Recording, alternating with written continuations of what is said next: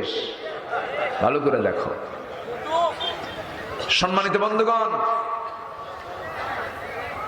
যুগে যুগে যারাই আসমানি কিতাবের সাথে, আল্লাহওয়ালা ব্যক্তিদের সাথে, আলেমদের সাথে, নবীদের সাথে, আল্লাহর পছন্দের বান্দাদের সাথে যারা বেয়াদবি করেছে, ইতিহাসে রাস্তা করে তারা নিক্ষিপ্ত হয়েছে।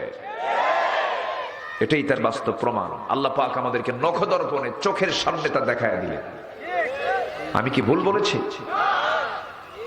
সম্মানিত বন্ধুগণ, আমরা কোরআন নিয়ে থাকবো, আমাদের সম্মান বাড়ায় দিবেন কে? আমরা তিনটা কাজ আজকে শিখে যাচ্ছি। নাম্বার ওয়ান, আমরা কোরআনকে সুন্দর করে তেলাওয়াত করব, কোরআনকে বুঝবো, শিখবো, জানবো। জানেন, দিন শেষে এই কোরআন আমার পক্ষে একদিন সাক্ষী হয়ে যাবে। আল্লাহু আকবার। এই কোরআন যদি আপনার সাক্ষী দেয়, আপনার জন্য জান্নাত নিশ্চিত। এটা বিশাল কি। এই জন্য দল যদি করতে হয়, কোরআনের পক্ষের দল করবো না বিপক্ষের দল করবো? কোরআনের বিপক্ষের দলও আমার দেশে আছে না নাই? আচ্ছা, আল্লাহ রাব্বুল আলামিন বলেন, ইন্নাল্লাযীনা ইয়াতলুনা কিতাবাল্লাহি ওয়া আকামুস সালাতা ওয়া আনফাকু মিম্মা রাযাকনাহুম সিররান ওয়া আলানিয়াতান ইয়ারজুনা তিজারাতান লান তাবুর।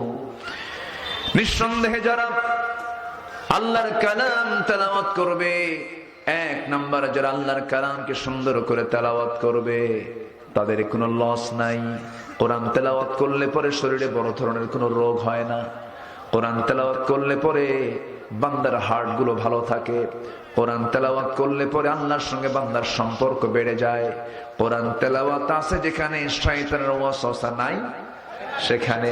এই জন্য আমরা বেশি করে কোরআন পড়বো, বেশি করে কোরআন শুনবো। গান শুনবো, গান শুনবো কম না? কি করছে? হ্যাঁ, গান শোনা যাবে? এলাকায় কোনো গানের বাজনা হয় নাকি? নাচানাচি হয়? নাচানাচি হয়? তাফসীর মাহফিল কমিটিকে বলে দিলাম, যুব সমাজ তোমাদেরকে বলে যাচ্ছি, তোমরা এই দেশের পট চেঞ্জ করেছো, তোমরা দেশের পরিবর্তন এনেছো, তোমাদের রক্ত ঝরেছে। তোমার চোখের সামনে একজন মা উলঙ্গ করে নাচবে, তোমার বোন উলঙ্গ হয়ে নাচবে, নারীর পর্দার ব্যাঘাত ঘটবে, চরিত্র নষ্ট হবে, সমাজ ধ্বংস হবে। এমন ধ্বংসাত্মক কোন কাজ আমরা সমাজে বাস্তবায়ন হতে দেব না, দেব না, দেব না। রাজি আছো তোমরা? তোমার গ্রামে কারা নামাজ পড়ে তাদের তালিকা করো, কারা নামাজ পড়ে না তাদেরও তালিকা করো। তাদেরকে গিয়ে তোমরা যারা নামাজ পড়ো তাদেরকে বলো নামাজ পড়ে।